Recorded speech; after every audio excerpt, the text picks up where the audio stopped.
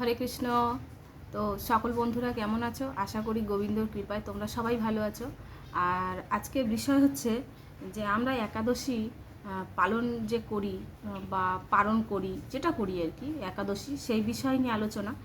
তো একাদশীর পালন যে আমরা করি তার উপকার কী, সে বিষয়ে চৈতন্য মহাপ্রভু আমাদেরকে বুঝিয়ে গেছেন। তো সেই বিষয় নিয়ে আজকে আলোচনা করব।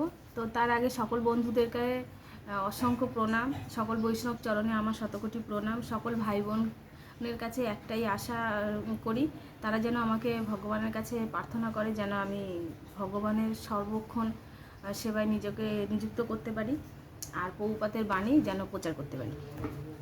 আর একটা তোমাদেরকে বলি, আজকের 28 তারিখ। তো 28 তারিখে প্রভুপাদ প্রত্যেক দিন প্রভুপাদ একটা করে প্রবচন, একটা চিঠি লেখেন। তো যখন যেখানে থাকেন, সেই রাজা হোক বা মন্ত্রী হোক, যাকে হোক লেখে। তো আজকের 28 তারিখ, 28শে জুলাই। তো সেইটা প্রভুপাদ কি বলছেন সেই বিষয় নিয়ে আমি বলছি। তার আগে প্রভুপাদের প্রণাম করব, কেন গুরু প্রণাম ছাড়া কোনো কিছুই সফল হয় না। এটা সর্বক্ষণ সব কিছুতেই গুরুর আজ্ঞা, গুরুর প্রণাম, এগুলো আমার সবাইকে ভগবানও করেছেন, আর ভগবান সেটা শিখিয়ে গেছেন আমাদেরকে। ভগবান ভক্তরূপে এসেও শিখিয়েছেন, ভগবান নিজে করে সেটাও শিখিয়েছেন, সব কিছু আমাদেরকে বুঝিয়ে গেছেন। তো সেই বিষয় নিয়ে তো আজকের 28 তারিখ কী বলছেন প্রভুপাদ শুনুন। প্রত্যেক স্বতন্ত্র সত্তার অবশ্যই নিজেদের মতামত আছে। আমরা যেটা করি সেটা আমাদের মতামত অবশ্যই আছে, কারণ আমরা যদি বলি আমাদের ভুলবশত হয়েছে, কিন্তু পরেক্ষণে সেটা যদি চিন্তা করি, দেখবেন এই ভুলের ভিতরে কিন্তু আমাদের ছোট হলেও একটু মত থাকে।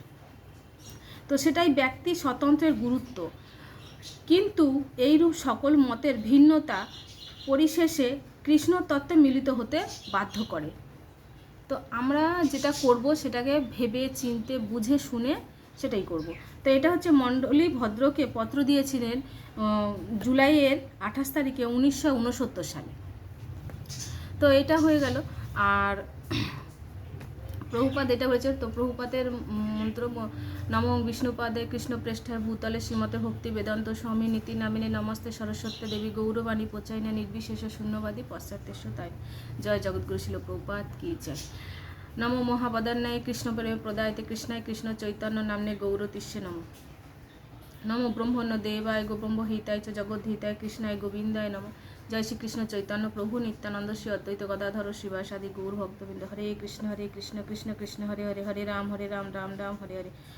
বাঞ্ছাকল্পতরু ভস্য কৃপা সিন্ধু এবচ পতিত তানাম পাবনেভ্য বৈষ্ণব্য নমো নমঃ। সকল বৈষ্ণব চরণে আমার প্রণাম। তো এখানে কি বলছে, শ্রী চৈতন্য মহাপ্রভু তার লীলাবিলাসের একদম প্রথম থেকেই একাদশীর উপবাসের প্রথা প্রবর্তন করেছিলেন। শিল জীব গোস্বামী তার ভক্তি সন্দর্ভ গ্রন্থে স্কন্দপুরাণে একটি উদ্বৃত্ত দিয়ে বলেছেন, যে মানুষ একাদশীর দিন শস্যদানা গ্রহণ করে সে তার পিতা, মাতা, ভাই এবং গুরু হত্যাকারী, এবং সে যদি বৈকুণ্ঠ লোকেও উন্নতি হয় তবুও তার অধপতন হয়। অধপতন, বৈকুণ্ঠ লোকে গেলে অধপতন মানে ফের আমাদের এই ধরাধামে আসতে হবে, সেটাকে বলছে অধপতন। তো একাদশীর দিন বিষ্ণুর জন্য সব কিছু রন্ধন করা হয়, এমনকি অন্ন এবং ডাল, কিন্তু শাস্ত্রের নির্দেশ দেওয়া হয়েছে যে সেই দিন বিষ্ণুর প্রসাদ পর্যন্ত গ্রহণ করা উচিত নয়। আমাদের অনেক সময় কি হয়, যেটা চৈতন্য মহাপ্রভু যে পুরীধামে যখন ছিলেন তখন তো মাসে 2টো করে একাদশী পড়তো, এখনও পড়ে। তো একাদশীর দিনকে উনি কী করতেন, জগন্নাথের প্রসাদ পেতেন না, উনি পরের দিনকে প্রসাদটা নিতেন। তো এখানে বলছে নিতে না। তো লাইনটা হারিয়ে গেল, খুঁজে পাচ্ছি না। একাদশীতে কোনো শস্যদানা, এমনকি তা যদি বিষ্ণু প্রসাদও হয় তবুও গ্রহণ করা কঠোরভাবে নিষেধ করা হয়েছে। বিধবা না হলেও শাস্ত্রে অনুসারে একাদশীর ব্রত পালন করার প্রথা শ্রী চৈতন্য মহাপ্রভু প্রবর্তন করেছিলেন। শ্রী চৈতন্য চরিতামৃতে আদিলীলাতে 15 নম্বর অধ্যায়ে 8 থেকে 10 নম্বর শ্লোকের মধ্যেই প্রভুপাদ বলেছেন, ভক্তি সহকারে একাদশী ব্রত পালন করলে সকল যজ্ঞ ও সকল প্রকার ব্রত পালনের ফল পাওয়া হয়ে থাকে। এই তিথিতে অন্নগ্রহণকারীকে পশুর থেকেও নিকৃষ্ট বলে শাস্ত্রে বর্ণনা করা হয়েছে। অনেকের ধারণা পুরীধামে শ্রী জগন্নাথের অন্নপ্রসাদ ভক্ষণ দোষাবহ নয়। এই ধরনের বশবর্তী হয়ে পুরীতে অনেকে নিঃসংকোচে অন্নপ্রসাদ গ্রহণ করেন। অনেকেই ভাবে কি যে আমরা তো গোবিন্দর প্রসাদ, এটা জগন্নাথের প্রসাদ, তো এটা আমি পেতে পারি, কিন্তু না, এটা পাওয়া উচিত নয়। এটা আমাদের চৈতন্য মহাপ্রভু নিজে এটা পালন করেছেন। তো সেই জন্য আমাদের জগন্নাথের প্রসাদ একাদশী দিনকে নেওয়া যাবে না, পরের দিনকে এটা পালনের সময় এটা আমরা নিতে পারি। তো এটি স্বাস্থ্য বিরুদ্ধ বিচার করেছেন, স্বাস্থ্য বিরুদ্ধ।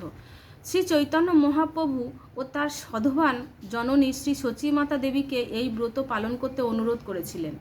একাদশী তিথিতে নিরম্বু উপবাস করাই শ্রেয়, কিন্তু যারা উপবাস করতে একেবারেই অসমর্থ তারা একাদশীর প্রসাদ রূপে অল্প পরিমাণে ফল, আলুর সবজি, দুধ, দুগ্ধজাত খাদ্য গ্রহণ করতে পারে। সারাদিন হরিভক্তির সঙ্গে শ্রী ভগবানের নাম, রূপ, গুণ, লীলাদি শ্রবণ, স্মরণাদি করতে হয় এবং রাতে জাগরণ, হরিকথা শ্রবণ করা প্রয়োজন।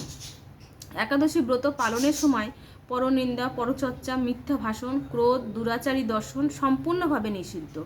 একাদশী তিথিতে ধান, গম, যব, ভুট্টা, সরিষা জাতীয় খাদ্য বর্জনীয়। এই তিথিতে সমস্ত পাপ এই পঞ্চশস্যের ভিতরে অবস্থান করেন। শস্য জাতীয় প্রসাদ গ্রহণ করলে একাদশীর পালন করা একান্ত দরকার, নতুবা একাদশীর ফল লাভ হয় না। তো এর আগে আমি একটা ভিডিও করেছিলাম যে আমরা একাদশী কেন পালন করব। আজকের যেটা করলাম, একাদশী আমাদের উপকার কী, তো এটা একাদশী কেন পালন করব সে বিষয়ে বলেছিলাম যে কিভাবে অন্য পঞ্চরবি শস্যের ভিতরে পাপটা থাকে, তার জন্য গোবিন্দ এটাকে মানা করেছেন। একাদশী আমাদের করাটা খুবই দরকার। তোমরা সকল বন্ধুরা একাদশী পালন করো। হ্যাঁ, আর একাদশী এবার আমি এটা তো একাদশীর উপকারিতা বললাম, একাদশীর পালন যেটা মাহাত্ম্যটা সেইটা বর্ণনা করব। তো সকল বন্ধুদেরকে একটাই রিকোয়েস্ট, ভিডিও বড় হয়ে যায় অনেক সময়, তো তোমরা সবাই অনেক অনেক অনেক ভালোবাসা দিচ্ছ আর সাবস্ক্রাইব করো, এটাই আমার আশা। তো চলো, এটা সামনেই পড়ছে আমাদের কামিকা একাদশী। তো এই একাদশী আমরা পালন তো অবশ্যই করব, যারা শুরু করনি তারা শুরু করবে, কারণ খুব ভালো, আমি এটাই বলি।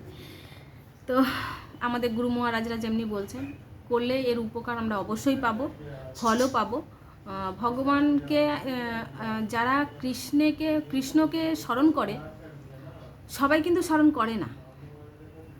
হ্যাঁ, যারা স্মরণ করে, গুরু মহারাজরা বলছেন, ইস্কনের প্রভুপাদও বলেছেন যে আমাদের পূর্বজন্মের সুকৃতি, সামান্য হলেও যে সুকৃতি আমরা করেছি সেটা আমাদের সঙ্গে এসেছে। তো সেই সুকৃতির ফলে আজকের আমরা গোবিন্দর সেবায় এই মুখ থেকে, এই ঠোঁট থেকে যখন আমরা হরি কথা বলি, তো সেটা আমাদের সুকর্মের ফল। আর দেখো, অনেক অনেক বাচ্চারা অনেক অনেক ছোটোর থেকে হরি কথায় আসে, আমার বয়স হয়ে এসছে, আমি সেই বয়সে এসেছি, অনেকে আরও বয়স্ক হয়ে আসে। তো সেই জন্য এটা আমাদের সুকৃতির ফল। কেউ দেরিতে আসে, কেউ পরে আসে, আবার পরে কেউ আবার যেটুকুনি সুকৃতির গোবিন্দর সেবায় লাগায়, পরেক্ষণে যদি ক্ষয় হয়ে যায় সে বেরিয়েও যায়। তো আমরা চেষ্টা করতে হবে আমাদের যেন ভগবানের সবসময় স্মরণ করা। তো চলো, শ্রাবণে কৃষ্ণপক্ষিয়া কামিকা একাদশীর কথা ব্রহ্মবৈবর্ত পুরাণে যুধিষ্ঠির শ্রীকৃষ্ণ সংবাদে বলা হয়েছে। যুধিষ্ঠির মহারাজ শ্রীকৃষ্ণকে বললেন, হে গোবিন্দ, হে বাসুদেব, শ্রাবণ মাসের কৃষ্ণপক্ষের একাদশীর নাম এবং মাহাত্ম্য সবিস্তারে আমার কাছে বর্ণনা করুন। তা শুনতে আমি অত্যন্ত কৌতূহলী। প্রত্যুত্তরে ভক্তবৎসল ভগবান শ্রীকৃষ্ণ বললেন, হে রাজন, পূর্বে দেবর্ষি নারদ প্রজাপতি ব্রহ্মাকে এই প্রশ্ন করেছিলেন। তিনি সেই উত্তরে প্রদান করেছিলেন। আমি এখন সেই কথাই বলছি, মনোযোগ সহকারে তা শ্রবণ করো। একসময় ব্রহ্মার কাছে ভক্তশ্রেষ্ঠ নারদ জিজ্ঞাসা করলেন, হে ভগবান, শ্রাবণ মাসের কৃষ্ণপক্ষিয়া একাদশীর নাম কি? এর আরাধ্য দেবতা কে? সেই ব্রতের বিধি বা কীরকম? এই ব্রতের ফল কি? পুণ্য হয়, লাভ হয়? সবিশেষে জানতে ইচ্ছে করি। আপনি কৃপা করে আমাকে তা জানাল, আমার জীবন ধন্য হবে। শ্রী নারদের কথা শুনে ব্রহ্মা অত্যন্ত সন্তুষ্ট হলেন। তিনি বললেন, হে বৎস, জগতের জীবের মঙ্গলের জন্য আমি তোমার প্রশ্নের যথাযথ উত্তর দিচ্ছি। তুমি তা শ্রবণ করো। শ্রাবণ মাসের কৃষ্ণপক্ষিয়া একাদশী কামিকা নামে জগতে প্রসিদ্ধ। এই একাদশীর মাহাত্ম্য শ্রবণে বাজপেয় যজ্ঞের ফল লাভ হয়। ভগবান শ্রী হরির পূজা অর্চনা ও অপরিমিত পূর্ণ ফল প্রদান করে। গঙ্গা, গোদাবরী, কাশী, নৈমিষ্য, অরণ্য, পুষ্কর ইত্যাদি তীর্থস্থানের সমস্ত ফল একমাত্র কৃষ্ণ পূজার মাধ্যমে কোটি গুণ লাভ হয়। তো আমাদেরকে ওই জন্য বলছি যে আমাদের সবসময় একাদশী করাটা, প্রত্যেকটা একাদশীর ভালো ভালো পূর্ণ ফল আছে। তো সাগর ও অরণ্য যুক্ত পৃথিবী দানের ফল, দুগ্ধবতী গাভী দানের ফল, অনায়াসে এই ব্রত পালনের লাভ হয়। যারা পাপ পূর্ণ সাগরে নিমগ্ন, এই ব্রতই তাদের উদ্ধারের একমাত্র সহজ উপায়। এই রকম পবিত্র পাপনাশক শ্রেষ্ঠ ব্রত আর জগতে নেই। শ্রীহরি স্বয়ং এই মাহাত্ম্য কীর্তন করেছেন। রাত্রি জাগরণ করে যারা এই ব্রত পালন করে তারা কখনো দুঃখ দুর্দশাগ্রস্ত হন না। এই ব্রত পালনকারী কখনো নিম্নজনী প্রাপ্ত হন না। কেশবপ্রিয় তুলসী পত্রে যিনি শ্রীহরির পূজা করেন, পদ্মপাতা জলের মতন তিনি পাপে নির্লিপ্ত থাকেন। তুলসী পত্র দিয়ে বিষ্ণু পূজায় ভগবান যেমন সন্তুষ্ট হন, মণি, মুক্ত ইত্যাদি মূল্যবান রত্নের মাধ্যমেও তেমন প্রীতি হন না। তো আমি অনেক শর্ট ভিডিওতে বলেছি, গোবিন্দর চরণে, গোবিন্দর মস্তকে তুমি যত দামি দামি, যত অনেক অনেক আমার পয়সা কম, আমি রূপোর জিনিস বানাতে পারি, অনেকের পয়সা আছে সোনার বানাতে পারে, তুমি যেমনি বানাও, সোনা দাও, রূপো দাও, তাতে ভগবান খুশি নেই। ওই সামান্য একটা তুলসী পাতা, একটা মঞ্জুরি যদি মস্তকে দেওয়া যায়, তাতেই গোবিন্দ। তুমি যত সুন্দর করে সাজাও না কেন, তুলসী পাতাতেই উনি সন্তুষ্ট। যিনি কেশবকে তুলসী মঞ্জুরি দিয়ে পুজো করেন, তার জন্মার্জিত সমস্ত পাপ ক্ষয় হয়ে যায়। এই প্রসঙ্গে ব্রহ্মা বললেন, আমরা যদি কিছুই নাই করি, কিছুই নাই করি, আমাদের সময় কম, আমরা কর্মজীবনে ব্যস্ত, আমাদের সংসার জীবনে ব্যস্ত, সব কিছুতেই আমরা ব্যস্ত, কিন্তু এই ব্যস্ততার মাঝে যদি আমরা কিচ্ছু না করি, যদি ভগবানের চরণে একটু তুলসী আর একটু চন্দন দিই, তাতেই আমাদের ভগবান সন্তুষ্ট হয়ে যাবে। কারণ যখন সত্যযুগে 4জন ঋষি আমাদের বৈষ্ণবের বিষ্ণুর কাছে গেছিল, তো তখন তারা ছিল পাপী দুরাচারী আর কি, তাদের ওই ভগবানের প্রতি নিষ্ঠা ছিল না। তো তারা সেখানে গিয়ে ওই তুলসী আর চন্দনের গন্ধতে নিজেদের মন আর আত্মা পুরো পবিত্র করে ফেলেছেন। তারা আজকের বৈষ্ণবদের মধ্যে শ্রেষ্ঠ বৈষ্ণব হয়েছে। 12 জন বৈষ্ণবের মধ্যে সেই 4 জন বৈষ্ণবকে একসাথে করে তিনি একজন হয়েছেন, বৈষ্ণবের শ্রেষ্ঠ হয়েছেন। তো সেই জন্য হচ্ছে ভগবানের চরণে সর্বক্ষণ আমাদের মন মস্তিষ্কে রাখতে হবে যে আমরা যেখানে বাস করি না কেন, আমাদের তুলসী মহারানীকে অবশ্যই রাখতে হবে পরিষ্কার করে রেখে, সুন্দর করে। তাকে যেন কোনো রকমভাবে যে পশু পাখি মুখ দিচ্ছে কি কেটে খেয়ে নিচ্ছে, সেটাকে খেয়াল রাখতে হবে। আর একটা হচ্ছে যে আমরা সেই গাছে কোনো রকমভাবে কোনো ওষুধ দেব না, যাতে সেই গাছের ক্ষতি হয়, সেটাও খেয়াল রাখতে হবে। তো প্রসঙ্গে ব্রহ্মা বলেন, হে নারদ, যিনি তুলসীকে প্রত্যক্ষ দর্শন করেন, তার সকল পাপরাশি বিদূরিত হয়ে যায়।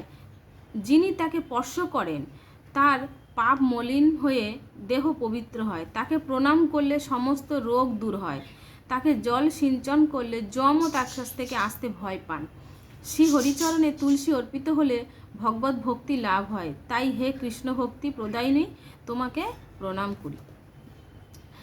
যে ব্যক্তি হরিবাসরে ভগবানের সামনে দীপদান করেন, চিত্রগুপ্ত তার পুণ্যের সংখ্যা হিসেব করতে পারে না।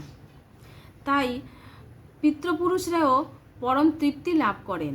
শ্রীকৃষ্ণ বলেন, হে রাজন, আমি আপনার কাছে সর্বপাপহারিণী কামিকা একাদশীর মাহাত্ম্য বর্ণনা করলাম। অতএব যিনি ব্রহ্মহত্যা, ভ্রূণহত্যা, পাপ বিনাশিনী ও মহাপূর্ণ ফলদায়ী এই ব্রত পালন করবেন ও এই মাহাত্ম্য শ্রদ্ধা সহকারে পাঠ অথবা শ্রবণ করবেন, তিনি সর্বপাপ থেকে মুক্ত হয়ে বিষ্ণুলোকে গমন করবেন। তো এটা তো বলেই দিলাম তোমাদেরকে যে কিভাবে আমাদের একাদশী পালন করা, তার মাহাত্ম্য শ্রবণ করা, এইগুলো হচ্ছে গোবিন্দর কৃপা ছাড়া আমরা পারি না। গোবিন্দকে সবসময় আমাদেরকে, গোবিন্দ সবসময় আমাদের হৃদয়ে বাস করে, কিন্তু সেইটাকে আমাদের মনে করাটা খুব দুষ্কর। তো সেই জন্য সবসময় আমাদেরকে একটু হলেও ভুলে যাওয়া যাবে না, মনে রাখতে হবে। তো চলো পালনের সময়টা আমি বলে দিই।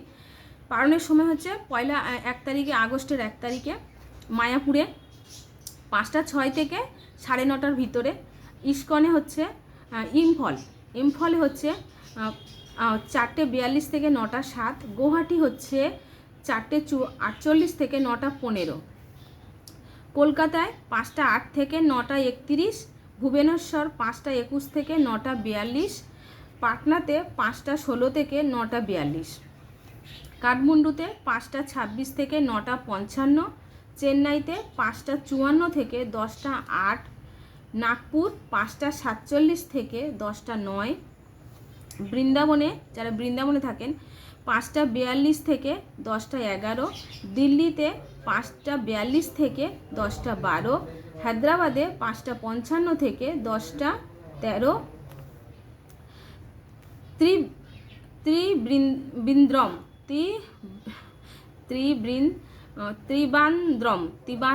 ত্রিবান্দ্রম উচ্চারণের গণ্ডগোল আমার।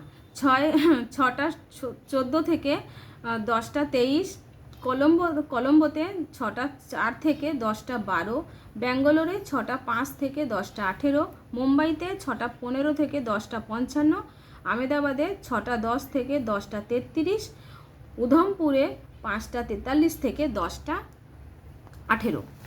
তো এইটাই যে আমরা সবাই মিলে পালনের যে সময়টা আছে, সেই সময়ের মধ্যে আমরা পালন সেরে নেব। আর পালনের সময় আমাদের সবসময় ভগবানের ভোগে সামান্য চিড়ে কিংবা মুড়ি, যারা মুড়ি রেখে দিতে পারে মুড়ি দিতে পারে, চিড়েটা দিলেই ভালো। চিড়ে দিলেন, সেটা ভগবানের প্রসাদ স্বরূপ গ্রহণ করতে পারবেন। না হলে যাদের জগন্নাথের মহাপ্রসাদ বাড়িতে থাকে, তারা তো জগন্নাথের মহাপ্রসাদ নিতে পারবে, যেরকম আমি নিই। জগন্নাথের মহাপ্রসাদ আমি রেখেছি গুছিয়ে পালন সময় বুঝে। তো সেই আমরা পালন করে সেই মহাপ্রসাদ আমরা গ্রহণ করি। তো পালনের মন্ত্র এর আগের ভিডিওতে আমি দিয়ে দিয়েছি। তো তোমরা সবাই পালন করো, সব ভালোভাবে একাদশী পালন করো। হরে কৃষ্ণ। আজকে ভিডিও এখানেই আমি রাখছি। রাধে রাধে। সবাই সাবস্ক্রাইব করতে ভুলো না।